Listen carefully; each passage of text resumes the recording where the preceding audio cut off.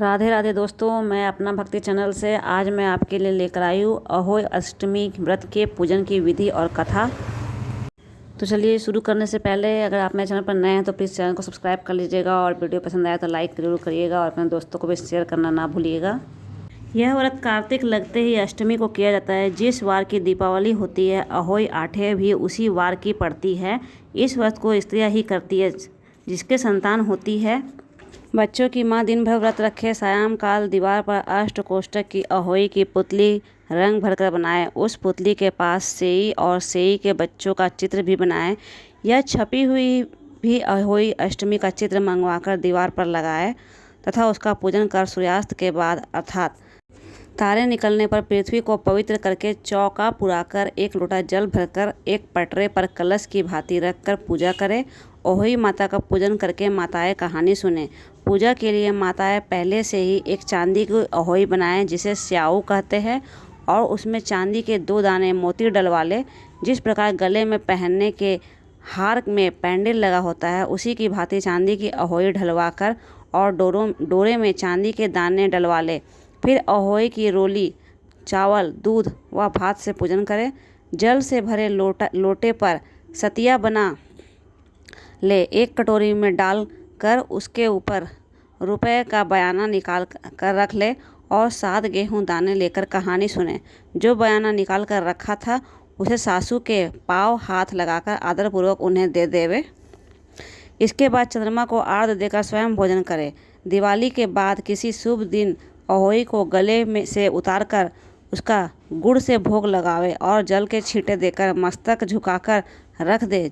जितने बेटे हैं उतनी बार तथा जितने बेटों का विवाह हो गया है उतनी बार चांदी के 2-2 दाने अहोई में डालती जावे। ऐसा करने से अहोई माता प्रसन्न होकर बच्चों को दीर्घायु करके घर में नित्य नए मंगल करती है और इस दिन पंडितों को पेठा दान करने से फल की प्राप्ति होती है। अब चलिए कथा शुरू करती हूँ।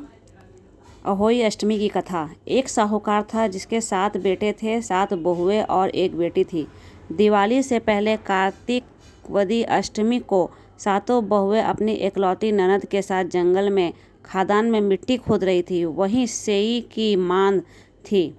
मिट्टी खोदते समय ननद के हाथ से सेई का बच्चा मर गया। स्याऊ माता बोली, अब मैं तेरी कोख बंधवाऊंगी। तब ननद अपनी 7 भाभियों से बोली, तुम में से मेरे बदले कोई अपना कोख बंधवा लो। सब भाभियों ने अपनी अपनी कोख बांधने से इनकार कर दिया, परंतु छोटी भाभी सोचने लगी कि यदि मैं कोख नहीं बंधवाऊंगी तो सासू जी नाराज होगी।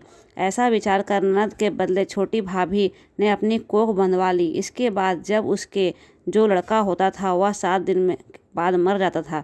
एक दिन उसने पंडित जी को बुलवाकर पूछा, मेरी संतान 7वें दिन ही क्यों मर जाती है? तब पंडित ने कहा कि तुम सुरही गाय की पूजा करो। सुरही गाय स्याऊ माता की भाईली है, वह तेरी कोख छोड़े तब तेरा बच्चा जिएगा। इसके बाद वह बहू प्रातःकाल उठकर चुपचाप सुरही गाय के नीचे साफ सफाई कर आती। गौ माता खूब तड़के उठती, क्या देखती है कि एक साहूकार के बेटे की बहू उसके नीचे साफ सफाई कर रही है। गौ माता उससे बोली, क्या मांगती है? तब साहूकार की बेटी बोली, स्याऊ माता तुम्हारी भाईली है, उसने मेरी कोख बांध रखी है, सो मेरी कोख खुलवा दो। तब गौ माता समुद्र पार अपनी भाईली के पास उनको लेकर चली गई।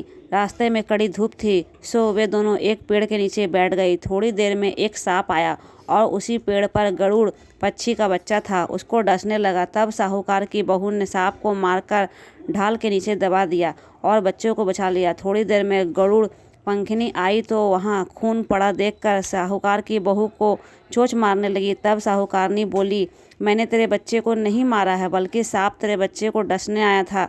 मैंने तो उससे तेरे बच्चों की रक्षा की है। यह सुनकर गरुड़ पंखनी बोली कि मांग, तू क्या मांगती है? वह बोली, 7 समुंदर पार स्याऊ माता रहती है, मुझे उसके पास पहुँचा दे। तब गरुड़ पंखनी ने दोनों को अपनी पीठ पर बैठाकर स्याऊ माता के पास पहुँचा दिया। स्याऊ माता उन्हें देखकर बोली कि आ बहन, बहुत दिनों में आई। फिर कहने लगी कि बहन, सिर में जू पड़ गई है। तब सुरही के कहने पर साहूकार की बहू ने सराय से उसकी जुएं निकाल दी। इस पर स्याऊ माता प्रसन्न होकर बोली कि तूने मेरे सिर में बहुत सराय गिरी है, इसलिए तेरे 7 बेटे और बहू होंगे। वह बोली, मेरे तो एक भी बेटा नहीं है, 7 बेटे कहाँ से होंगे। स्याऊ माता बोली, क्यों, क्या बात है। तब वह बोली, मुझे वचन दे तो बताऊँ। स्याऊ माता बोली, वचन दिया, वचन से फिरूंगी तो धोबी के कुंड में पर कंकड़ी होऊंगी। तब साहूकार की बहू बोली, मेरी कोख तो तुम्हारे पास बंद पड़ी है। यह सुन स्याऊ माता बोली कि तूने तो मुझे बहुत ठग लिया। मैं तेरी कोख खोलती नहीं, परंतु अब खोलनी पड़ी। जा, तेरे घर तुझे 7 बेटे और बहुएं मिलेंगी। तू जाकर उजमन करियो, 7 अहोई बनाकर 7 कढ़ाई करियो। वह लौटकर घर आई तो वह देखा कि 7 बेटे और 7 बहुएं हैं। वह खुश हो गई। उसने 7 अहोई बनाई, 7 उजमन किए तथा 7 कढ़ाई की। दिवाली के दिन जेठानियाँ आपस में कहने लगी कि जल्दी जल्दी धोक पूजा कर लो, कहीं छोटी को बच्चों की याद आ जाए तो वह रोने लगेगी।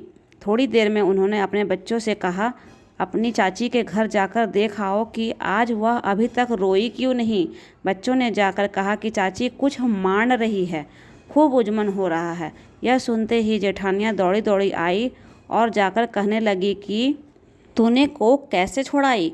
वह बोली, तुमने तो कोख बंधाई नहीं, सो मैंने कोख बंधा ली थी। अब स्याऊ माता ने कृपा करके मेरी कोख खोल दी है। स्याऊ माता ने जिस प्रकार साहूकार की बहू की कोख खोली है, उसी प्रकार हमारी खोलियो। कहने वाले और सुनने वालों को तथा सब परिवार की कोख खोलियो। बोलिए स्याऊ माता की जय। अब मैं अहोई माता का उद्यापन बताती हूँ।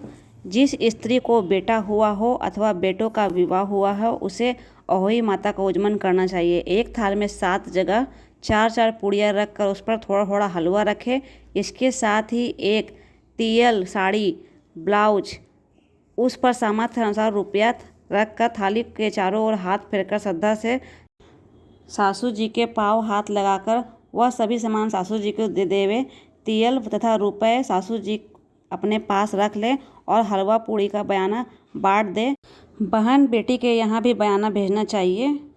इस प्रकार बोलिए अहोई माता की जय, स्याऊ माता की जय।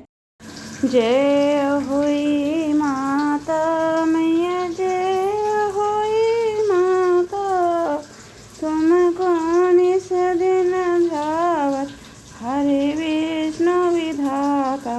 ओम जय अहोई माता। ब्रह्माणी रुद्राणी कमला तू ही है जगमाता। सूर्य चंद्रमा ध्यावत नारद ऋषि गाता। ओम जय अहोई माता। माता रूप निरंजन सुख संपत्ति दाता। जो कोई तुमको ध्यावत नित्य मंगल आता। ओम जय अहोई माता। तू ही है पाताल बसंती, तू ही शुभदाता। कर्म प्रभाव प्रकाशक जगनिधि से त्राता। ओम जय अहोई माता। जिस घर थारो बासो वाही में गुण आता। कर न सके सोई कर ले, मन नहीं घबराता। ओम जय अहोई माता। तुम बिन सुख न होवे, पुत्र न कोई पाता। खान पान का वैभव तुम बिन न सजाता। ओम जय अहोई माता। शुभ गुण सुंदर मुक्ता, क्षीर निधि जाता। रत्न चतुर्दश तो कोई नहीं पाता। ओम जय अहोई माता। श्री अहोई माँ की आरती जो कोई गाता। और मंगलति उपजे पाप उतर जाता। ओम जय अहोई माता। प्रेम से बोलिए अहोई माता की जय।